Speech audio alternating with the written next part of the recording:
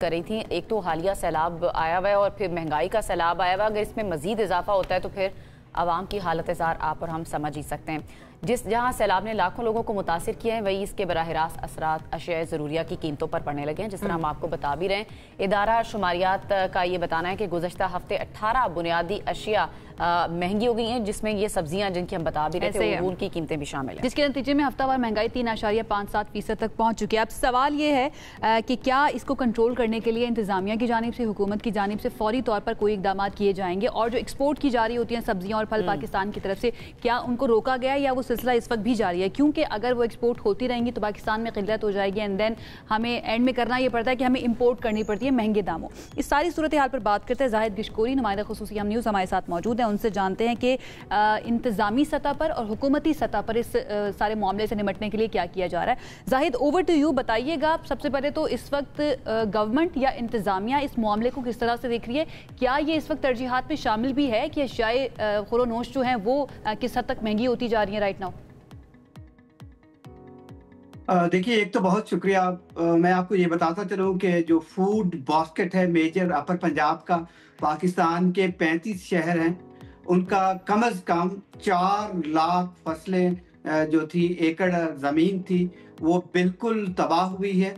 ये major food basket है जो इस्लामाबाद, रावलपिंडी या इस पंजाब के बड़े शहर हैं, वहाँ पर ये सारी सब्जियां और हर चीज़ फराहम की जाती है वहाँ से मार्केट्स में। आपको मैं ये बताऊँ, मेजर जो बड़े शहर हैं, शेखोपुरा है, सियालकोट है या फिर लाहौर है, उसकी जो फूड बास्केट थी रिवर रावी के साथ साथ वो बिल्कुल डिस्ट्रॉय हो गई है, जिस वजह से ये सारा महंगाई का तूफान है। और ये तूफान बढ़ेगा जब सिंध में ये दाखिल हो रहा है सैलाब, और वहाँ से भी मेजर फूड बास्केट जो है एक तवक्को की जा रही है, अल्लाह ना करे कि ऐसा हो, तबाही हो सकती है।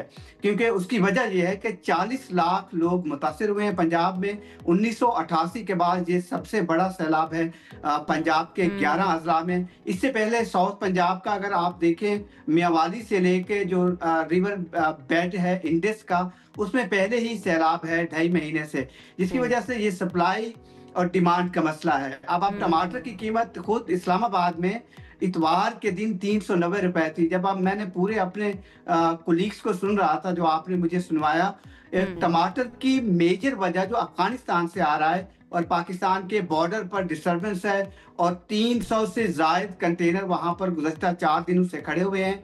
यही एक वजह है कि सप्लाई वहां से बंद है, और पाकिस्तान में बिलखसूस जो बड़े शहर हैं वहां पर सप्लाई ना होने की वजह से ये प्राइसेस बहुत आगे चली गई हैं। अगर हम पाकिस्तान की बात करें, बिल्कुल आप सही कह रहे हैं, इंतजामिया कोशिश कर रही है। और टमाटर की जिस तरह आपने बताया कि अफगानिस्तान से टमाटर आता है और वहाँ पर ट्रक चूके खड़े हुए और कीमतों में इजाफा हो रहा है, लेकिन पाकिस्तान में जो सब्जियां काश्त हो रही हैं, अब सबसे ज़्यादा कौन सा बेल्ट मुतासिर हुआ है काश्त के हवाले से और फिर इनकी सप्लाई के हवाले से, और कौन सी सब्जियां ज़्यादा इफेक्ट हो रही हैं मार्केट में आने के लिए? जो सीजनल सारी सब्जियां थी, ये तो स्टोरेज में थे, प्याज वगैरह और आलू वगैरह, इनके प्राइसेस भी बहुत आगे गए हैं। अगर 60 रुपए थे इस्लामाबाद में, latest early in the morning मैंने प्राइस लिस्ट ली है, वो 120 रुपए तक पहुंच गए हैं। स्टॉक की कमी है। और जो मेजर फूड बेल्ट है, अगर आप पंजाब का पूछना चाह रही हैं, वो चिन्योट है, जंग है, और सबसे ज्यादा फसल जो है वो तिल की, गन्ने की फसल और चावल की फसल डिस्टर्ब हुई है। जितनी सीजनल हमारी सब्जियां थी वो इस पूरे बेल्ट में डिस्टर्ब हुई हैं, खराब हो गई हैं और पानी से बह गई हैं। अगर ये सिंध में यही सूरत हाल रहती है और ये खतरा है कि 31 शहर जो हैं वो डिस्टर्ब होंगे, जो यहाँ से सैलाबी रेले जा रहे हैं, तो पाकिस्तान में यूँ समझिए कि जो मेजर फूड बास्केट है वो तकरीबन 11 लाख एकड़ जो है वो डिस्टर्ब होगा। और मेजर जो इस्लामाबाद या पंजाब या दूसरे शहरों में, वो सिंध से इस वक्त चीज़ें आ रही होती हैं, क्योंकि सिंध 2 महीने पहले एडवांस में जो सीजनल फ्रूट्स होते हैं या सब्जियां होती हैं वो पूरे मुल्क को दे रहा होता है। ठीक है, तो ये सारा डिस्टर्ब करेगा। और गंदम इस वक्त जो सिचुएशन है, ठीक है, आपका पॉइंट आ गया, कौन कौन सी फसलें जो है ज़्यादा मुतासिर हुई हैं। पाकिस्तान एक्सपोर्ट भी करता है, चाहे वो सब्जियां हों या फिर फ्रूट्स वगैरह हों। क्या उनकी एक्सपोर्ट को राइट नाउ रोका गया है या कुछ हद तक कम किया गया है पाकिस्तान की ज़रूरत को पूरा करने के लिए? क्योंकि ये सिलसिला ऐसे ही चलता रहा तो पाकिस्तान में तो किल्लत हो जाएगी फिर मज़ीद। नहीं, पाकिस्तान को खुद अपनी डोमेस्टिक इस वक्त चीजें चाहिए। अगर आप ओवरऑल देखें, पाकिस्तान इस वक्त बाहर ज्यादा नहीं भेज रहा है, अगरचे किसी हद तक अफगानिस्तान के रास्ते चीजें जाती हैं, लेकिन 4 दिनों से बिल्कुल वहां डिस्टरबेंस है और काफी तादाद में कंटेनर्स खड़े हैं, सैकड़ों की तादाद में, जिससे अफगानिस्तान में भी जल्ला आया है, वहां पर भी उनको मदद की जरूरत है।